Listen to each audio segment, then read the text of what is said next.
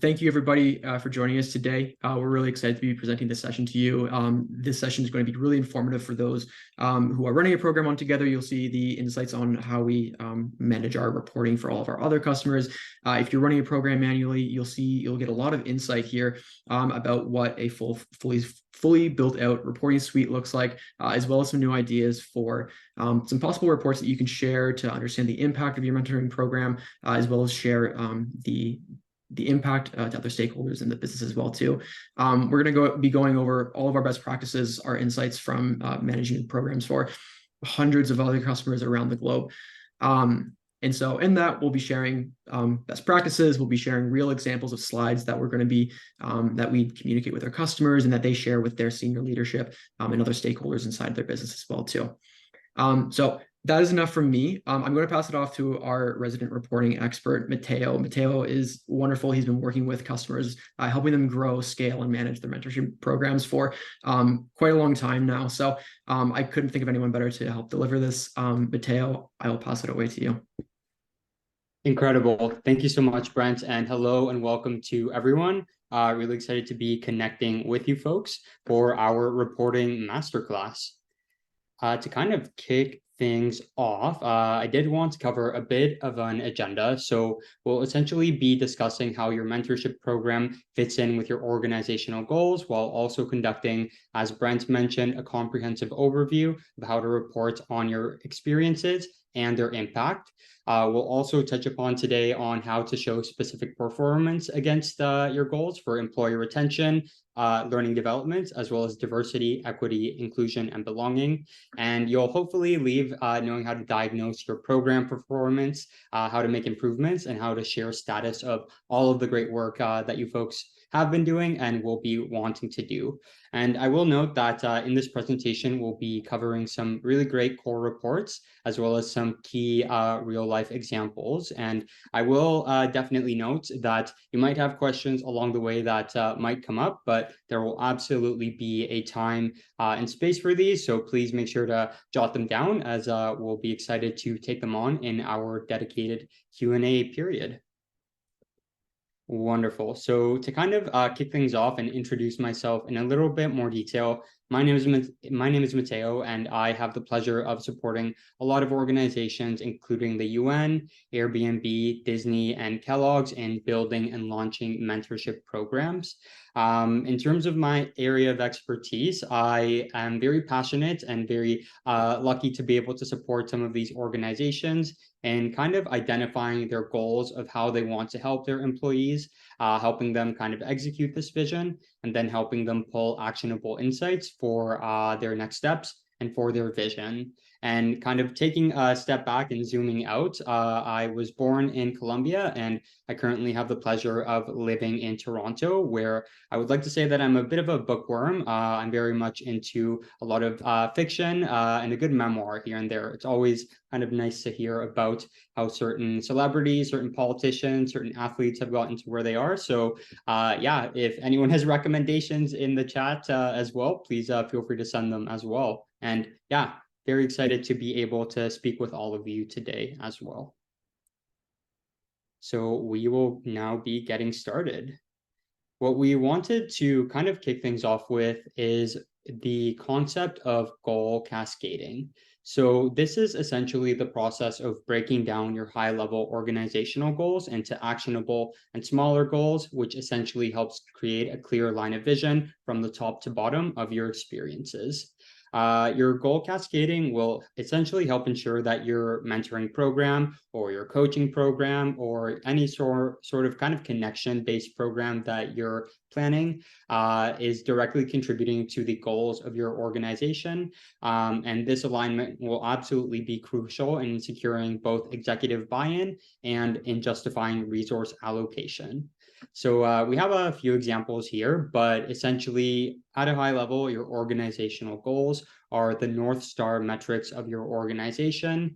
The department level goals are obviously a little bit more specific and a little bit more focused from team to team. And then we have the program specific goals. And these are as granular as you can get.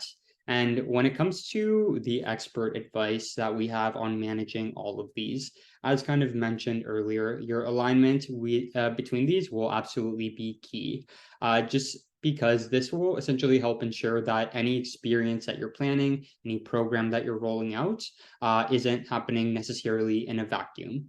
In terms of kind of a second recommendation that we have, you'll absolutely want to make sure that you're using data-driven metrics for your goal setting in each of these. So whenever it's possible, please definitely try to quantify your goals if you're able to, just because this will make it a lot easier down the line to make data-driven decisions and to measure your success in a bit more easier of a manner. And we'll, of course, be going into some examples of what these goals look like in a little bit more detail as well.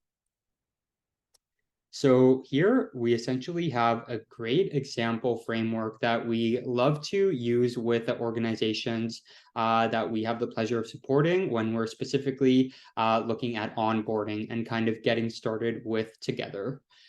Here you can essentially ask yourself a lot of those questions that relate to those three levels of goals to both kind of focus the logistics and the vision of your program rollout. So if we take a look at the left, you'll see that you'll initially want to define the who, what, where, and when of your program. So who do you want to have join the program? Who would you want to have register as the mentees, as well as the mentors? What will be the specific goal? Might it be kind of retention and engagement, or are you wanting to create a dedicated space for your diverse employees to connect with one another? Moving kind of forward to the table on the right, you'll also want to make sure that you're, again, aligning these with some of the higher level questions that your organization might be asking as well. And so some of the examples that we have for these questions might include, do you foresee the mentorship program contributing to diversity and inclusion in the workplace? This sort of a question can help indicate whether the program is designed to promote mentorship within specific diversity groups to create a more inclusive environment. You might also ask yourself, does this mentorship program aim to impact the speed at which your new employees are becoming fully productive?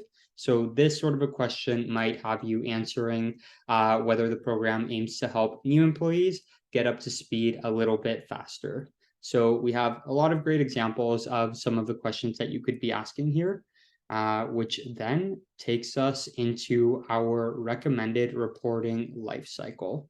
So I realize that there are a lot of great questions here and a lot of great information, but I can kind of break it down for you folks just to know when you'll be asking these questions and why you'll be needing to at these specific points. So this reporting lifecycle is essentially a structured approach to track, measure, and communicate the performance of your mentorship program at every stage. And you'll see that some of those questions that we covered earlier are integrated pretty nicely into this format here. So first and foremost, you'll of course have your vision setting stage. So this can essentially occur 1 to 2 months before the launch of a program. However, if you're kind of thinking of a program to happen in 2024, maybe a year in advance, it honestly is never too early to start planning what the vision of the program will look like. And so within the vision setting stage, your goals will essentially be to define who can participate, to identify those registration metrics, and decide what data you'll want to collect. And some of the deliverables that you'll want to kind of consider here would be, first of all, a business case, some of those target metrics, as well as those KPIs. And in terms of the individuals who you'll want to have involved as stakeholders, we usually see senior leadership and your IT colleagues involved as stakeholders. And to add kind of a little bit more color, when it comes to the IT stakeholders, sometimes there might be kind of technical aspects to setting these programs up. Let's say you have a data feed that you want to have influence the way in which your mentees and mentors connect with one another. Having them kind of informed early on about this potential need in the future will just help the execution stage happen a little bit more smoothly. And in terms of that execution stage itself, we usually like to break it down into registration, pairing and the development side of things. So within the registration assessment side of things, you'll want to essentially track your registration numbers, understand who it is that is registering, and when they might be registering as well. You'll want to, after that, keep track of the amount of pairings that ended up coming into fruition. And this will, of course, happen with the assessment of your development. So within development, you'll essentially want to keep track of what your participants might be discussing within their sessions, and whether those sessions are kind of contributing to a productive learning experience as well. And when it comes to kind of the frequency of check-ins of each of these, I want to say that it can definitely depend on the type of program, but we usually see a weekly or monthly cadence when it comes to the tracking of these key metrics. And all of this, of course, leads us into the evaluation stage, where you kind of look back and see how everything ended up, both kind of beginning and ending. And so within this evaluation stage, you'll essentially be focusing on assessing your program completion rates, your feedback that kind of came in both in the side of scores, as well as the more qualitative area as well. And overall, just what the impact has been. And so this is kind of a stage in which the Together team, specifically your customer success team, is absolutely more than happy to kind of lean in on supporting you with. And here are some of the deliverables that we could see might include a business review, as well as an ROI analysis that would be presented in kind of in tandem with your leadership team being involved in those conversations and acting as key stakeholders. And yeah, these are all great questions, which we'll again be happy to send over for you folks to leverage as well. And all of this is absolutely customizable. We see some kind of programs happen over a series of weeks if you have kind of more of a sprint, and all of this is adjustable to kind of what those preferences are as well.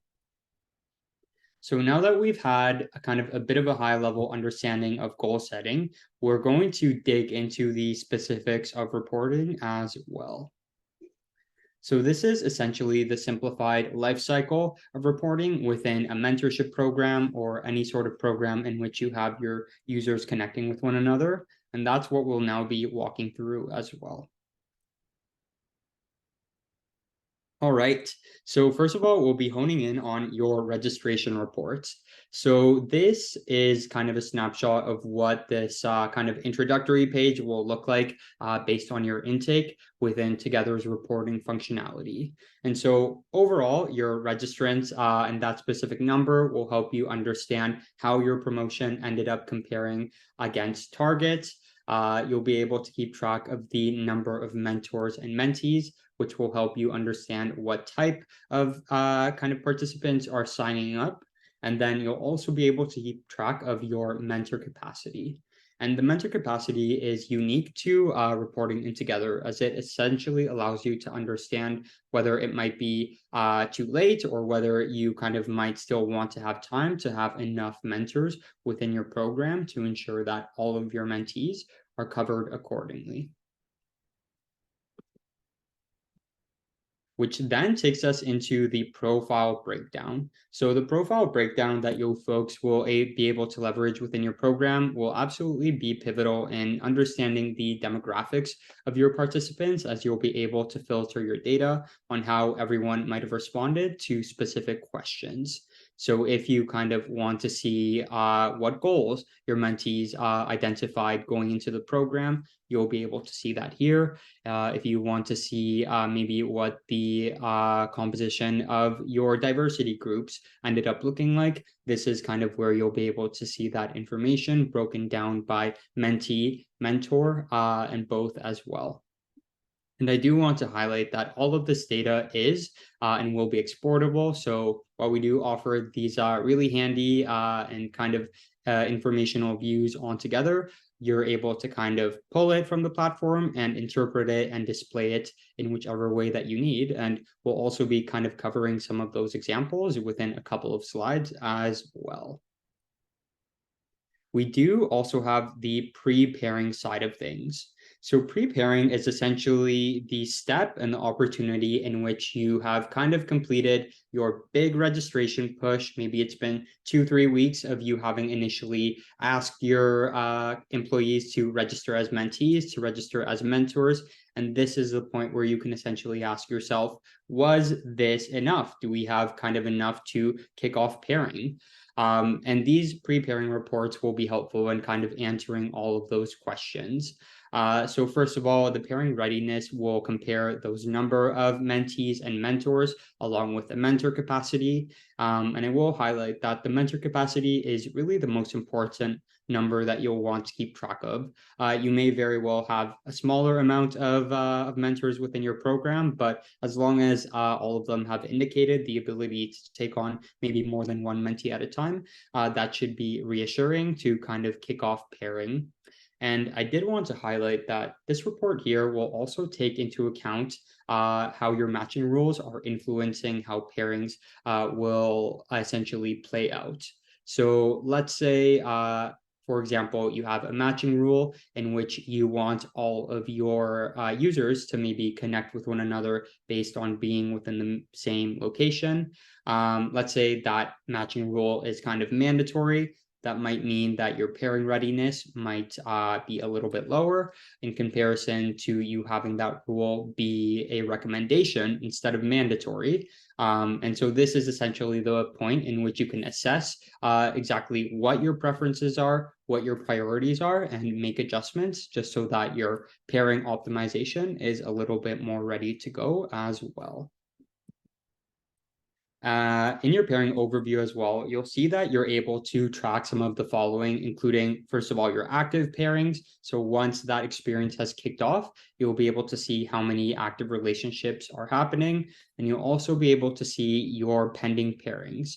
So this can essentially help indicate if there might be any bottlenecks to pairings going live. Maybe you have a couple of users who aren't able to kind of access their work computers, which might be preventing them from logging in. So this can kind of be a flag to let you know how your users are accessing the platform and when they're accessing it as well. And these statistics will also be helpful if you're running a groups program. So here you'll be able to see how many groups have been created and how many groups are pending as well. And what we definitely recommend leaning on here would be your pairing percentages, as this is absolutely data that you'll be able to share with your leadership team just to know what the uptake ended up looking like following your big registration pushes. Now, next, this takes us into the sessions. So if you look at your sessions completed and your sessions scheduled, this will be helpful for understanding the activity level of your program. So your feedback scores are absolutely important to take a look at here, as this feedback is collected at the end of every session and can be a great indicator on how your mentees and mentors are feeling throughout the entirety of their conversations.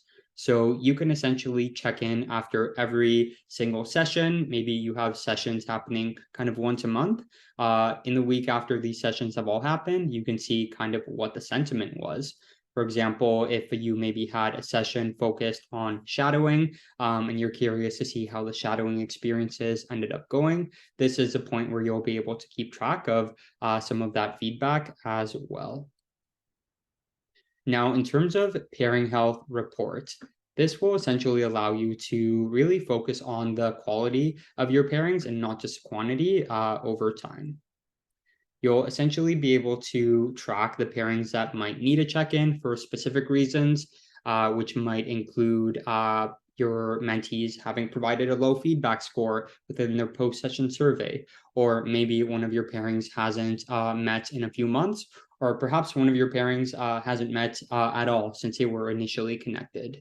This report is absolutely handy because it will allow you to make sure that none of your participants are slipping through the cracks, and it will let you know that if anyone kind of needs a helping hand, that you're able to reach out to them kind of directly from the platform if they need as well. So this slide regarding participant development is definitely handy for you folks, as it will break down the alignment between the skills that your mentees have identified in needing help with and the expertise that your mentors are able to bring to the table.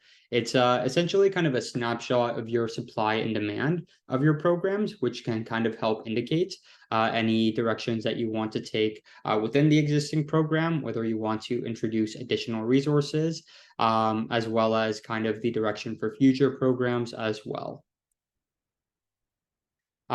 This slide here is kind of a great example of how you can showcase the tangible impact of your mentorship program by comparing the average skills rating of your mentees before and after their participation.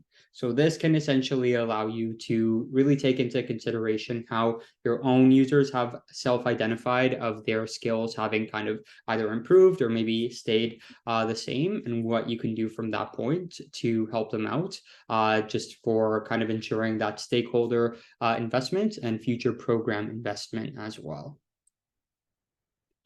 Now, as kind of mentioned earlier, there are a lot of great ways in which you can pull the data that we offer on the platform and interpret it as well. And so here is one of them on how you can kind of break down your registration reporting data and how we've helped some of our customers do this when it comes to presenting information with their leadership team. So when it comes to kind of breaking down registration, you'll want to cover, again, the who, what, where, and whens. What format did you end up leveraging? When did you launch the program? And how many users ended up registering for each role? This can essentially, again, help you indicate how effective your marketing efforts were, and if you might have had any influences that led to more registrants from certain groups kind of getting up and running with the program. So taking a look at this example, we can see that the marketing team at this specific organization ended up being kind of the majority of the registrant group. And this might have been a surprise for the admin of this program. So here you might be able to ask yourself, did we have maybe a marketing manager who ended up having a great mentorship experience themselves, who kind of encouraged their team to also participate through word of mouth?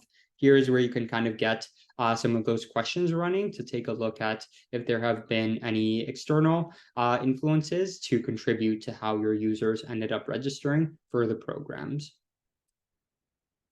You can further break down your registration data to make decisions on whether you also need to encourage more users to register, maybe from a specific country or maybe from a specific kind of language backgrounds as well. And so here, this is a pretty great example because we see a lot of our customers, of course, ask where the participants are coming from, and you're able to break down the location and pop it into a map as well. And some of the insights that we might be able to pull from this example is that this organization would definitely benefit from French translations, just because they ended up having a large amount of users who ended up kind of being more comfortable with executing their mentorship in the context of French instead of just English. And it can essentially allow you to make those actionable insights as well. So a lot of great ways for you to kind of break down the data outside of just the typical tables that you might want to share with your team. You'll also definitely want to break down how it was that your pairings came into fruition. So again, we'll want to break down the who, what, where, and when. How many pairings ended up kind of coming into fruition? How many pairings might currently need a check-in for any specific reason? You'll essentially be able to ask yourself, how did my algorithm influence the number of pairings and the quantity as well as the quality of pairings that were created? And did we sufficiently prioritize that our algorithm create pairings based on the needs of our participants? I'll be showing you a heat map shortly that will kind of show you where I pulled some of the pairings by skills and pairing by goals here. But this is a great way for you to indicate kind of how your preferences and priorities in your pairing algorithm ended up influencing how your pairings ended up coming together. So a lot of great data for you to dig into as well, which then takes us into the impact for us to kind of hone in on some of those use cases that we initially kind of covered wanting to chat about, with the first being learning and development. So assessing one's skill set along with the identification of goals are essentially the foundation of learning and development within any organization, really. And your skills and goals-based questions will essentially empower all of your participants to select their paths forward for growth. The registration report here that we're showing as an example can kind of tell us that in the context of this organization, the mentees are really seeking to have just kind of a consultative space for bouncing off ideas. And that is something that maybe the mentors in this case are able to offer, but not in the number one slot. I will mention that a lot of these are complementary to one another. So if there isn't ever that perfect alignment, no need to worry, as a lot of these end up influencing one another for the better. It's also definitely essential for you to have side-by-side comparisons of what your mentees are seeking and what the mentors can offer, which our skills and goals report does to pretty great success. So here you can kind of see that comparison happening side by side, which will be a handy visual for you folks to leverage in any future experiences as well. Which then takes us into that matching matrix or that heat map. So essentially our pairings by registration question response heat map here offers a really great holistic view of your connections based on responses. And since we prioritize matching in this example on the basis of mutual skills, here we can see many dark blue graphs that indicate a perfect intersection of those skills. Now, to kind of lean into this example, let's say we maybe didn't prioritize mutual skills to kind of be a priority for the algorithm and how your users ended up getting pairing. If that were the case, we might see a smaller amount of those dark blue circles and kind of a larger amount of those lighter squares as well. So just kind of a great way for you to see how your algorithm influences the type of pairings that end up coming into fruition on the platform. You'll also be able to, again, see how your mentees and mentors ended up growing towards their learning and development goals with kind of a side-by-side comparison, the beginning of the relationship, and how your mentees felt then towards the end of the relationship, and how they felt that they improved through their own self-ratings.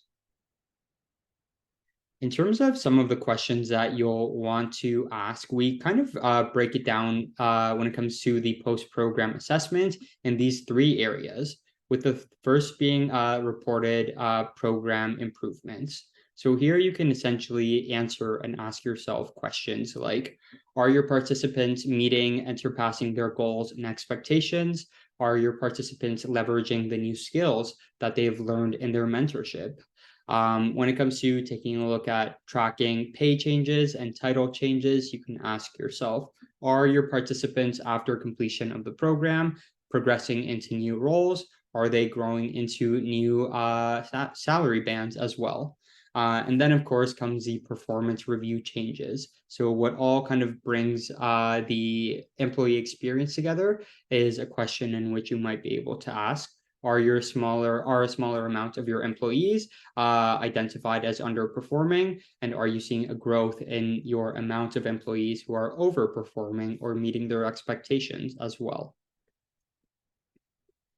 Which then kind of takes us into the engagement and retention side of things. So a lot of organizations we see internally tracking an NPS, which is the Net Promoter Score as well. And if you don't already do this, it's absolutely never too late to start. So having this data handy before you begin your programs is something that we definitely recommend doing, just because it can be the foundation from which you set up a lot of those goals that are kind of focused on your employee retention and kind of long-term sustainability of the careers at your organization. And so if we take a look at this example here, we can see that 5 of the employees have identified having an NPS of 5. And you might be able from this point set a goal for all of your employees, in this case, to not have an NPS of 5, to reduce that to 0, and then kind of increase their NPS towards a 9 or 8 out of 10. So get them almost double towards how they're feeling in terms of their retention. So I will mention as well that you'll be able to pull in a lot of the data that you've collected outside of the platform within Together in order to kind of interpret it and store it in one central place as well.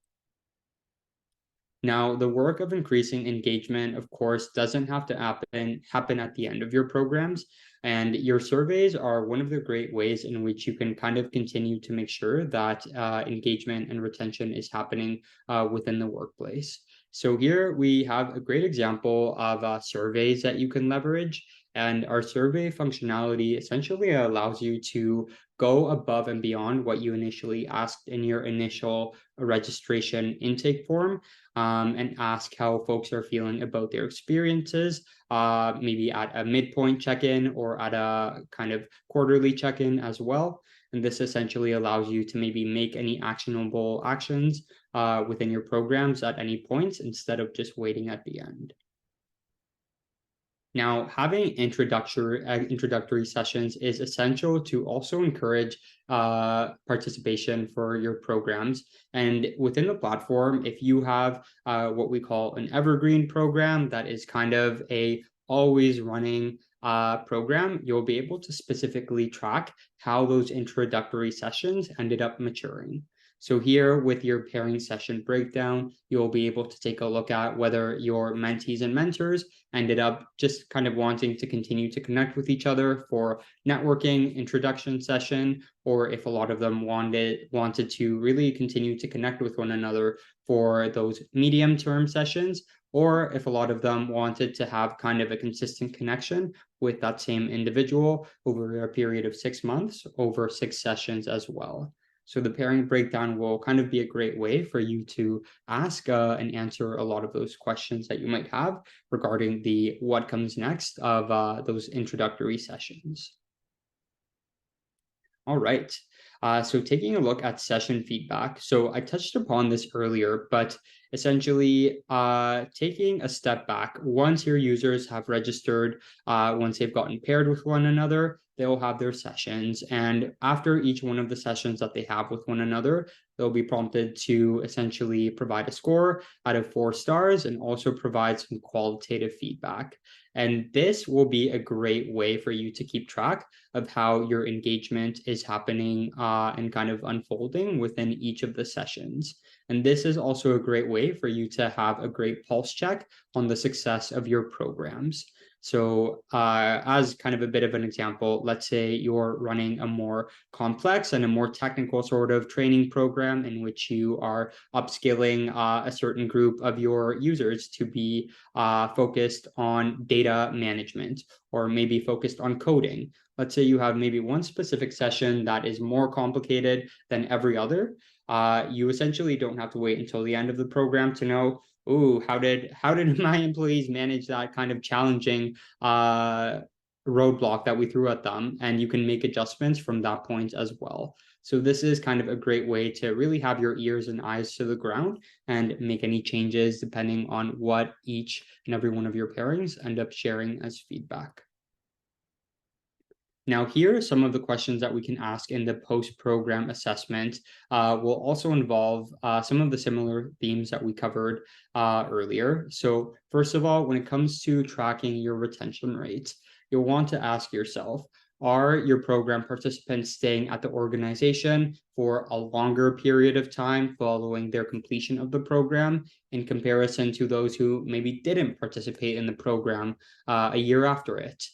You can also, again, reestablish that employee NPS to essentially ask yourself, did that promoter score end up increasing, or did it stay the same? And then you can essentially really compare and contrast with a good solid number of how your participants ended up feeling with one another. And then we, of course, have those engagement surveys that we covered as well. So here you can kind of ask yourself, what feedback did you receive on your organization's culture? And how did this feedback shift in your post-program surveys as well? So a lot of great questions that you can kind of ask regarding the post-program stage of your engagement and retention-focused experiences. Which then takes us into diversity, equity, belonging, and inclusion. So here we'll essentially be able to break down within your registration report what the uptake was in terms of specific diverse groups. So this data in the registration side of things will essentially allow you to identify maybe any underrepresented groups in the program. So let's say, for example, you launched just a general diversity group for employees of different backgrounds to connect with one another, and you had maybe a smaller amount of women identifying employees as having registered. This can kind of tell you and maybe help encourage some more dedicated and focused email communications for women-focused employees for future programs. And it can maybe ask you to reach out to some individual users and ask them, hey, you would have been a great fit for this program. Do you have any feedback on kind of why you didn't feel comfortable in participating? And you can kind of go from there after having those really fruitful, those really intentional conversations. The matching matrix will be incredibly helpful for you folks to leverage when it comes to assessing how your specific diversity initiatives have come into fruition. So here you can essentially ask yourself things like, did your mentees largely opt in to connect with teammates of the shared identities and backgrounds? And it can maybe indicate whether you could launch specific dedicated spaces for these for these kind of employees of specific backgrounds as well.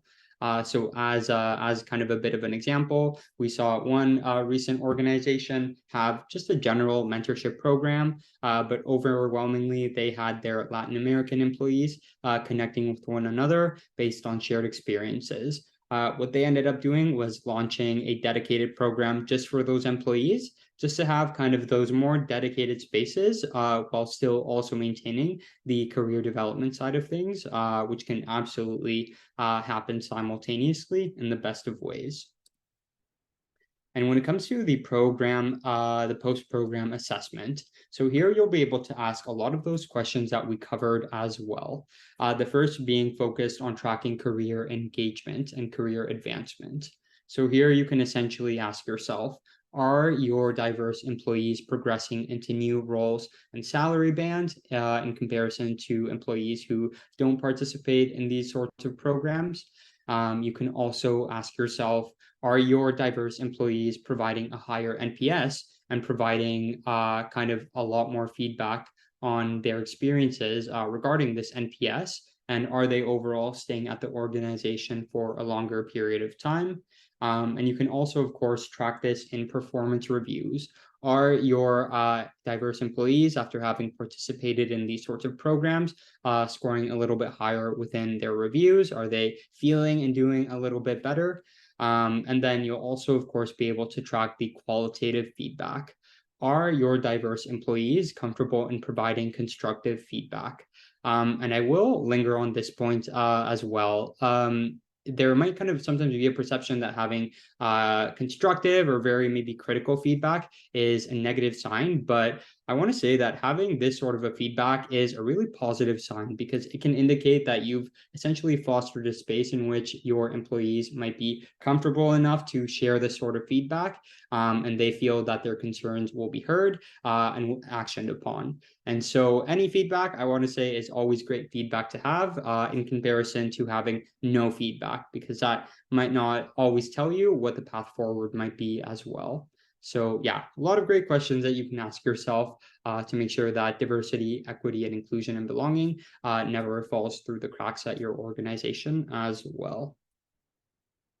So now we are at the finish line, if you will. You folks have run your programs, you've collected invaluable data, and you might be wondering at this point, what comes next? So in this section, we'll be discussing some of those best practices on next steps as well. So you'll first of all definitely want to describe what your initial goals were, and then describe if and how you were able to meet them through your efforts. And here we have a great example of how we've supported one of our organizations in doing this. So here you can see that they were initially hoping to have 100 pairings, and they ended up having 144 pairings. They wanted 300 meetings to have occurred between the mentees and mentors, but overall saw 500. So overall, really kind of saw an increase in those numbers as opposed to what they were expecting. And then they've also kind of broken down how the initial goals for the pairing fit scores were looking and how they ended up actually coming into fruition as well. So as kind of mentioned at the beginning, those numbers will be incredibly impactful for you in sharing the success of your programs in your kind of retroactive analysis. And obviously, the human side of things, the qualitative things, never hurts to include as well, as it can really help craft the narrative around these numbers that you're presenting for all of your stakeholders as well. You'll want to also, when it comes to looking towards your next steps with your colleagues, with your leadership teams, you'll want to definitely chart the path forward based on your insights and really plant the seeds for future growth. So here you can kind of ask yourself, did your feedback end up indicating the need for a specific cohort for diverse employees, for maybe high potentials employees? As well as for those in maybe a specific department, such as engineering. And so here you can essentially use this sort of a slide to break down your immediate focus, but then also break down future initiatives that the organization could benefit from as well. And it's always helpful to kind of have an idea of where your current initiatives are kind of coasting at and how they can kind of be expanded upon and improved as well. So overall, kind of taking a holistic view at the present as well as the future will be helpful for you folks to communicate as we kind of have broken down in this example. Which then takes us into this building experience draft that we've had the pleasure of supporting a lot of our organizations in developing as well. So time now more than ever is of the essence. So breaking down how much time will be spent on rolling out those future initiatives that we just took a look at will be absolutely helpful to just prove that you have a clearly defined and concise plan for your leadership team as well. And so in this example right here that we've kind of, you'll see that we've broken things down in the basis of the different building stages with the stakeholders on the together side of things identified as well. So this sort of an example of a timeline will definitely be helpful for you folks to leverage and just kind of deciding how you'll be putting your program data and insights into action and when. So that was a lot of information. I'm sure it planted the seeds for quite a few good ideas for you folks. And as mentioned at the beginning, we would love to take the time for any additional questions that you folks have kind of come up with as we were walking through this, or anything that might have come up now. And if you could please drop them in the Q&A drop down as well, that would be wonderful. And then what I can do is answer those, read out the questions live, and then answer them accordingly, if that sounds good. So I'll just give folks maybe a minute to throw their Q&As in, and we'll go from there.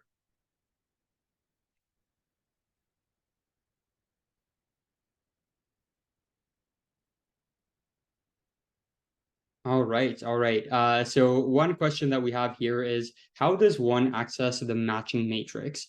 This is a great question. So you'll be able to find the matching matrix within your specific pairing report. So when you click into your report on the left-hand side, you'll want to hover over, and then it'll be right beside the registration report and right beside the session report. And it'll scroll down and you'll be able to scroll down and see what the combination of those experiences were as well. And we'll be happy to share in our kind of post program updates what that'll look like and what you folks can do to access those sorts of reports as well. Yeah, so great question. We have another question on how would you define overperforming versus underperforming employees?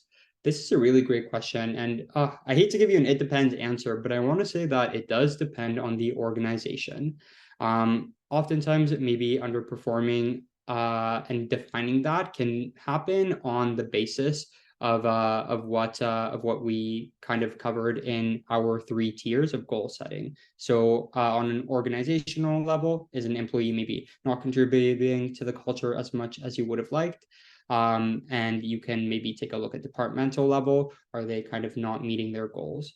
So I would say that when it comes to answering that question, you'll want to definitely take a look at what the questions are that you're asking in the framework of those 3 different areas as well.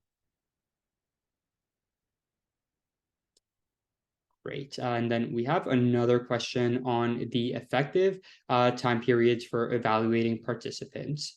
So what are effective time periods for evaluating participants? Well, many programs have midpoint evaluations. How much time is effective for collecting survey results? That's a great question. And what I will say here is that there can be a case of almost giving some participants within a program too much time and too much maybe leeway to answer a specific survey, just because there can be a bit of a reduction in that sense of urgency that might lead to kind of more productive conversations and feedback happening. And so when it comes to the effective time periods for evaluating those participants, we absolutely recommend having midpoint evaluations, but we also see them happening on kind of a 2-month or a 3-month basis. So quarterly as well, if that works for you folks. And then when it comes to kind of the timeline of that survey collection, a lot of the surveys that we've seen our organizations leverage have kind of taken place over a series of a week or two. And with the survey's functionality, you're also able to limit the time period that your users are able to access a survey for. So you can kind of communicate and share that deadline as well. And usually when a deadline is communicated very clearly, that will often lead to a good amount of responses as well. Yeah, great question on that end. Awesome. So we have another question here on whether the self-assessment questions based on the organizational departmental KPIs and objectives established upfront are a standard list of questions, or if they are kind of based on the organization. Great question. So essentially, the self-assessment questions are something that we kind of provide as an example of what you're able to ask at the organizational level. So I will say that we've pulled a lot of these examples based on what our organizations have shared with us in terms of their specific levels of goals. And all of these are kind of questions that you're able to pull into your questionnaires, so your intake forms as well as your surveys at any point. So they are definitely integrated within the standard areas of the platform, but you can feel free to kind of expand upon them as needed as well. Great question. So, all right, we've answered how to access the matching matrix as well. And then we have one question on the L&D registration slide. How are the mentors' skills to offer mentees validated? I discovered that a couple of our mentors were not self-aware and did not realize that they were not skilled in the areas they were offering to develop others in. Yeah, that's a very valid, I think, instance of maybe you not knowing what you don't know. You don't know what you don't know, essentially. And so, yeah, that's a completely valid question, first of all, and very interesting. How are the mentors' skills to offer mentees validated? So I want to say that the skills are specifically kind of pulled in on how the mentors self-identify. So what we recommend maybe doing to kind of make sure that this consciousness around these skills are really active in the mind of your mentors are to have kind of scheduled surveys sent out to these mentors, and to also edit your post-session surveys. So right now, after your post-session surveys, you can ask everyone just in general, how do you feel that this session went? But to kind of keep track of and to kind of also continue validate those mentor skills and kind of the development of those, you can add an additional question along the lines of, how do you feel that you're progressing with these skills that you initially identified as not being the most confident in developing those? So that will kind of give you a direct answer on how it is that your mentors are feeling and progressing as well. Another great question here is focused on the surveys. Glad to see, first of all, that we have a lot of great interest on the surveys. So here we have a question on whether there is somewhere on the platform where we can see the survey results displayed in graph forms, similar to the data that is displayed in the reporting section of the platform. So there isn't necessarily a place within the platform in which you can see the graph forms.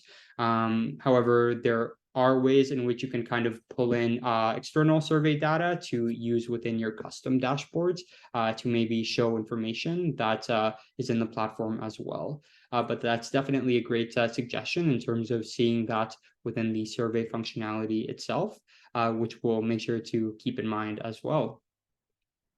And in terms of another question, how often do you suggest that questions go out? How to avoid survey fatigue?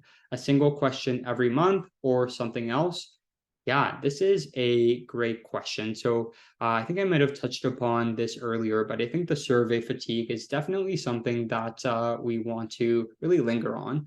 So I want to say that it will depend on the type of survey.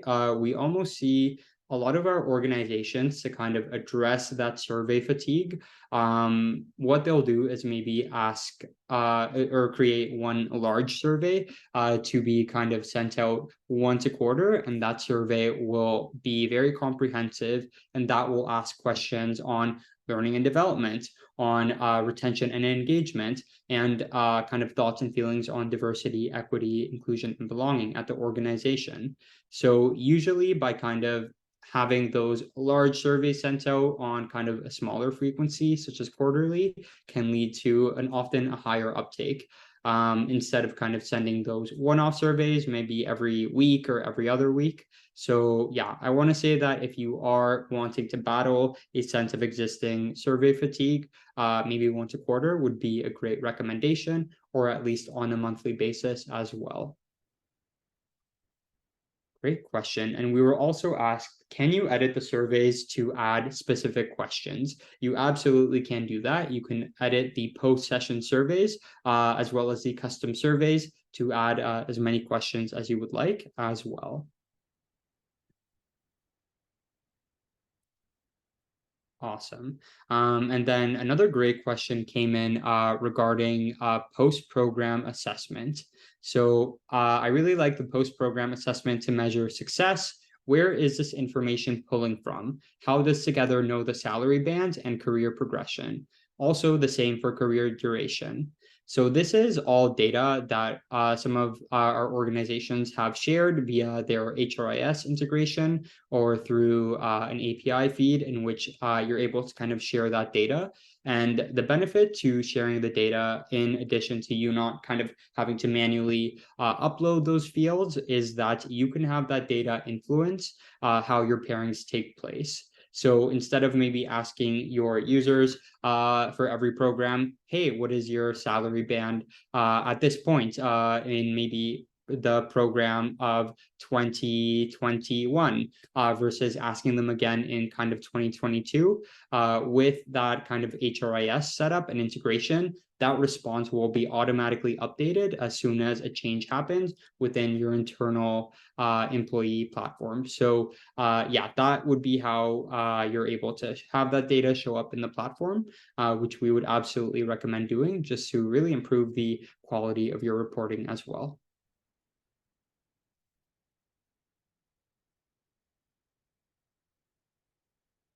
Great. And then we have time for a couple more questions, but one really great one that I think will address a lot of questions that you folks might have is, what are your most common issues and obstacles with the success of your programs? So this is, I think, definitely one that might be answerable by a lot of our admins who might be on the call, but one that I can kind of take an opportunity to answer as well, based on what we've seen a lot of our organizations do. And I want to say that a common issue is sometimes kind of starting from scratch with a lot of new initiatives and really kind of slowing down the process. When it comes to kind of together, we're pretty happy to already have the existing platform and the existing structure that you need for all of your initiatives. And so you really don't need to kind of start from scratch in terms of developing your questionnaires and maybe developing your own set of emails that are sent out. We offer a pretty comprehensive approach. And so, yeah, when it comes to a common issue or obstacle, it can be kind of not using some of those existing resources. So that is something that we definitely recommend doing to contribute to successful programs. And yeah, not necessarily reinventing the wheel, but already leveraging upon the incredible work that you folks will have already done with maybe previous experiences as well. And then we have one question on whether there is a place or report that lists out where all of these reports are found and ran from. And yes, there absolutely is. Our help center has a specific area on reporting that will kind of break down where you're able to see and access all of these reports. So yeah, that should definitely be helpful in kind of helping you know not only where to find a lot of the reports that we covered, but to also understand how you can kind of interpret them as well.